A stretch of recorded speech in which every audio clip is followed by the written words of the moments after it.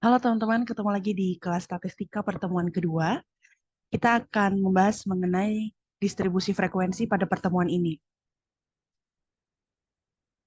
Nah, teman-teman, mari kita memaknai bersama bahwa kita perlu memahami logikanya dulu, baru kita pahami angkanya ya.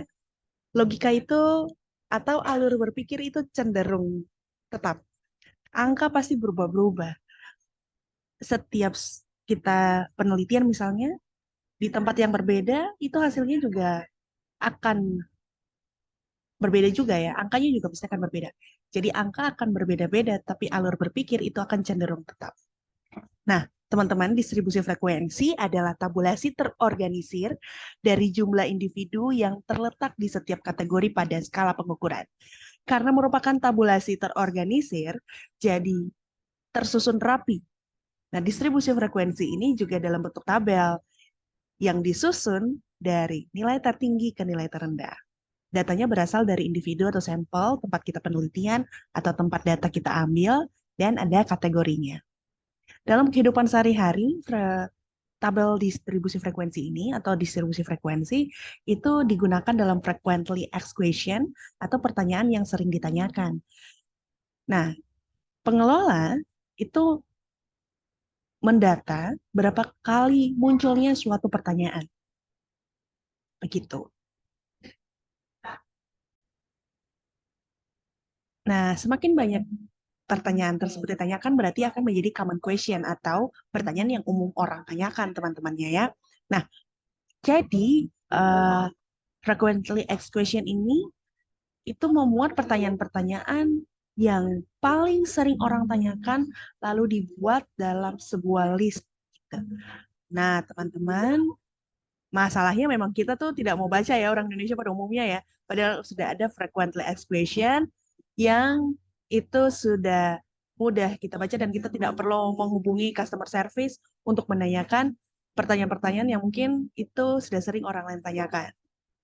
Nah, untuk tabel distribusi frekuensi itu ada yang tunggal dan ada yang kelompok, teman-teman.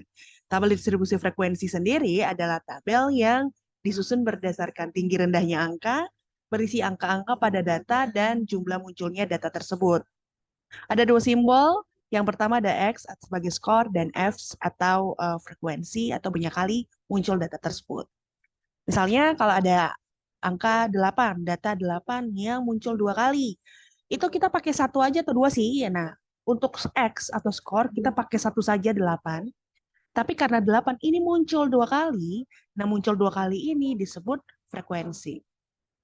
Selain itu kita juga akan sering ketemu dengan simbol sigma. Nah, kalau kita sigma F, kita sebutnya sigma F, itu sama dengan jumlah data. Disebut juga N gitu ya. Jadi kalau banyak kali itu atau frekuensi itu dijumlahkan semua, maka dia sama dengan jumlah data secara keseluruhan yang kita ambil. Nah, ini contoh untuk perhitungan pada tabel distribusi frekuensi yang tunggal ya teman-temannya. Ini ada 10 data kuis kelas A. Yang pertama kita perlu menentukan dulu nilai tertinggi dan nilai terendahnya. Nilai tertingginya ada 9, nilai terendahnya ada 5. Lalu dari 9 ke 5 itu kita urutkan. Jadi dari tinggi ke rendah. 9, 8, 7, 6, dan 5. Hitung masing-masing angka yang diurutkan. Ada berapa kali sih angka tersebut muncul pada data? Nah, untuk tabelnya sendiri teman-teman, kita hanya butuh dua kolom. Yang pertama kolom X atau kolom skor dan kolom F atau kolom frekuensi. Kita urutkan dari yang paling tinggi nilainya, yaitu nilai 9. Pada data, kita cek 9 muncul berapa kali. Oh, ternyata muncul cuma sekali. Maka di kolom F kita tulis 1, yang artinya angka 9 muncul satu kali. Angka 8 selanjutnya, kita cek pada data muncul berapa kali. Muncul 1 dan muncul 2. Maka di kolom F kita tulis 2. Artinya angka 8 muncul 2 kali. Selanjutnya untuk angka 7 kita cek pada data muncul berapa kali ya. Ada 1, 2, 3. Nah pada kolom F kita tulis 3. Artinya angka 7 dia muncul 3 kali. Untuk angka 6 muncul 2 kali. Dan angka 5 muncul sebanyak 2 kali. Nah, selanjutnya kita akan menghitung sigma X atau jumlah skor. Jumlah skor secara keseluruhan pada nilai kuis kelas A. Sigma X atau jumlah skor, sigma itu kan jumlah ya, X itu ada skor. Lalu kita jumlahkan saja, ini secara manual ya teman-teman ya. Kita hitung. Nggak perlu pakai tabel kalau ini nih. Ada cara yang pakai tabel, ada cara yang nggak pakai tabel. Nah, ini yang pakai tabel. Jadi kalau pakai tabel, selain ada kolom X dan F, kita ada kolom Fx atau F dikali X. Contohnya 9. 9 muncul 1 kali, berarti kan dia sama dengan 9, gitu ya. Kemudian 8 muncul 2 kali, berarti kan 8 ditambah 8, hasilnya 16, atau sama saja dengan 8 dikali 2. 7 muncul 3 kali, jumlahnya 21. 6 munculnya sebanyak 2 kali, hasilnya 12. Dan yang terakhir adalah 5 yang muncul sebanyak 2 kali, atau jumlahnya adalah 10. Kemudian, kalau pada tabel yang kita jumlahkan itu adalah sigma fx-nya. Jadi, ketika x dan f sudah dikalikan, hasilnya itu kita jumlahkan semua. Teman-teman bisa cek yang saya lingkar kedua ini hasilnya sama. Baik mau kita pakai tabel atau kita mau hitung secara manual pun, itu hasilnya sama. Ya. Nah, selanjutnya kita akan menghitung jumlah skor kuadrat. Nah, ini contohnya yang tadi manual ya teman-teman ya. Jadi jumlah skor kuadrat itu kita mengkuadratkan setiap data baru kita jumlahkan. Misalnya pada data kuis kelas A ini kita kuadratkan masing-masing data. 8 kuadrat, ditambah 7 kuadrat, ditambah 8 kuadrat, ditambah 9 kuadrat, 7 kuadrat, 6 kuadrat, 5 kuadrat, 6 kuadrat, 7 kuadrat, dan 5 kuadrat.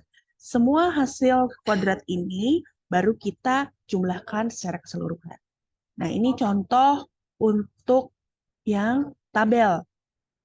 Jadi ada masuk X kuadrat ya teman-temannya, karena kita mau menghitung kalau dikuadratkan itu hasilnya berapa. Gitu. Jadi datanya ini kita kuadratkan dulu, baru nanti dikalikan dengan F. Nah, jadi angka 9 muncul 1 kali, angka 8 muncul 2 kali, angka 7 muncul 3 kali, dan selain seterusnya ya. Teman-teman bisa cek. Nah, yang saya lingkar di sini, baik kita mau hitung secara terpisah atau pakai tabel, itu sama aja hasil penjumlahannya.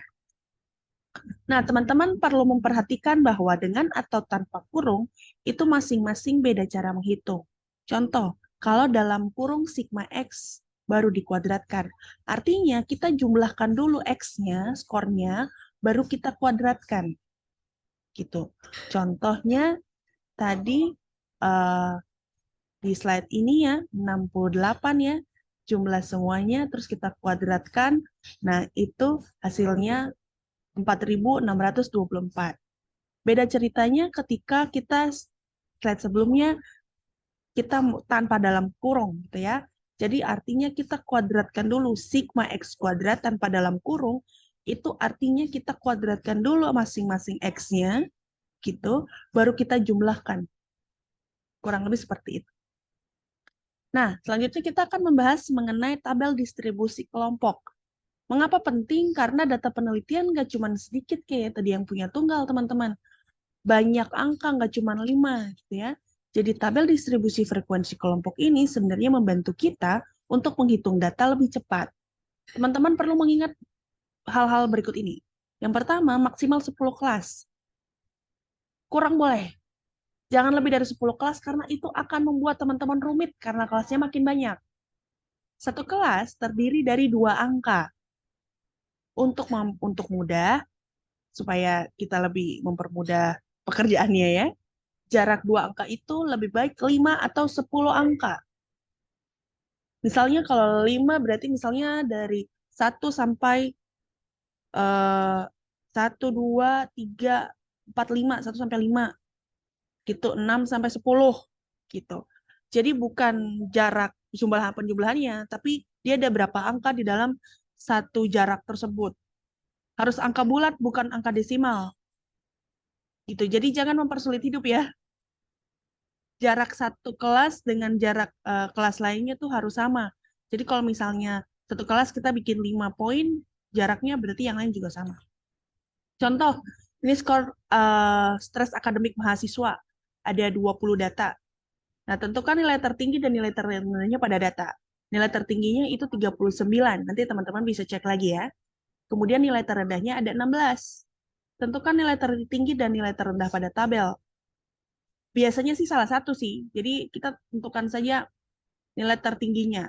Nah, kelipatan juga mau 10 atau kelipatan 5. Nilai tertinggi pada data di sini, pada data kan 39 ya. Nah, kita harus naikin jadi 40 gitu, supaya mempermudah. Mau 39 juga boleh sih sebenarnya. Tapi akan lebih baik kita kasih 40 saja karena kita sebenarnya lebih familiar dengan angka-angka genap. Nah, tips selalu cari angka kelipatan 5 atau 10 untuk mendekati nilai tertinggi pada data. Kalau nilai tertinggi pada data 39, kita cari di atasnya. Kita bisa cari eh, misalnya 40 atau 45. Tapi karena lebih dekat dengan 40, saya pakainya 40 aja. Nah, selanjutnya kita bikin tabel frekuensinya ya teman-teman ya. Nah, kita lihat 36 sampai 40. Ini 36 sampai 40 dapat dari mana sih, Bu? Kan tadi kita nilai tertinggi pada tabel 40 ya. Lalu ini yang saya pakai adalah jarak 5. 5 angka dari 40 tuh ada 36, 37, 38, 39, 40. Itu ada 5 angka. Sehingga untuk kelas pertama itu 36 sampai 40. Lalu kita cari di tabel, di data. Angka-angka yang termasuk dari 36 sampai 40 ada berapa saja? Ini ada 36, 38, dan 37. Maka di kolom F kita tulis 3. Karena dalam interval 36 sampai 40 ada 3 angka yang muncul. Selanjutnya untuk 31 sampai 35 ada 4. Kemudian di 26 sampai 30 ada 6. Lalu di 21 sampai 25 ada 4. Dan 16 sampai 20 ada 3. Nah, teman-teman, ini yang tabel sebelahnya, ini sebenarnya sama saja, tapi saya bikinnya per 10 untuk jaraknya. Jadi kalau misalkan kelas pertama sudah 10, kelas selanjutnya tuh juga harus 10. Misalnya dari 31 sampai 40 adalah kelas pertama. Nah, selanjutnya harus 21 sampai 30, artinya sama, harus pakai 10. Bukan kita bikin 21 sampai 25, gitu ya. Jadi satu tabel itu kalau sudah pakai 5, ya kita pakai 5, kalau kita pakai 10, kita pakai 10. Nah, dalam tabel distribusi frekuensi kelompok, setiap baris pada kelompok X itu disebut kelas. Jadi misalnya 36 sampai 40 itu adalah kelas pertama, 31 sampai 32 adalah kelas kedua, dan seterusnya. Nah, ada perhitungan lain, teman-teman.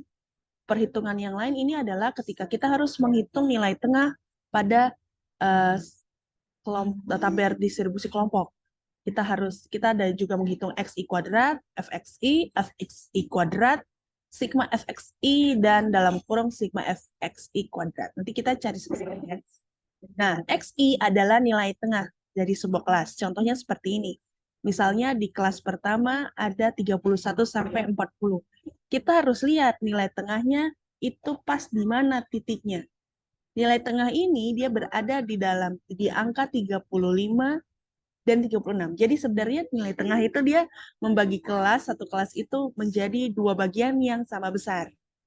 Gitu ya. Jadi kan ada 10 angka kan, berarti dia nilai tengahnya ada di antara angka ke-5 dan angka ke-6. Nah, untuk mencari si nilai tengah ini, maka 36 ditambah 35 dibagi 2, hasilnya 35,5. Jadi XI pada kelas 31 sampai 40 ini adalah 35,5. Ini contohnya teman-teman. Ibu, ini gimana caranya kita bikin tabel? Tips mengerjakan tabel ini, kita baca judul kolom. Contoh, XI kuadrat. Berarti kita mengkuadratkan nilai XI untuk setiap selnya. Jadi 1260,25 itu didapat dari 35,5 dikuadratkan. FXI begitu. FXI itu artinya F dikali XI. 248,5 itu didapat dari 35,5 dikali 7. 255 itu juga dapatnya dari 225,5 dikali 10. Nah, kalau fxi kuadrat itu artinya si kolom F dikalikan dengan xi kuadrat. Nah, 8.821,75 itu didapat dari 7 dikali 1.260,25. Jadi dikerjakannya per baris. Ini kalau teman-teman mau pakai Excel boleh. Jadi nggak hitung manual. Itu juga boleh. Karena tabel ya. Jadi teman-teman nggak perlu hafal rumus. Teman-teman nggak perlu hafal apa namanya, harus ketiplek banget dengan yang punya saya itu juga enggak. Sekali lagi yang penting ketika logika berpikirnya teman-teman paham, hasil akhirnya itu juga akan sesuai dengan cara teman-teman berpikir. Kurang lebih seperti itu. Nah, ini kalau kita mau menghitung dalam kurung sigma fxi kuadrat. Artinya dijumlahkan dulu baru dikuadratkan.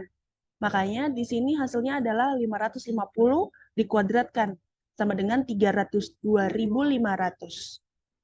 Kalau sigma fxi kuadrat tidak dalam kurung, itu artinya kita kuadratkan dulu tuh, itu sudah ada tabel tuh teman-teman. Di kolom itu ada nilai F dikali XI kuadrat. Itu di kolom terakhir, sudah dijumlahkan. Itu tinggal teman-teman jawab aja. Jadi 16.045.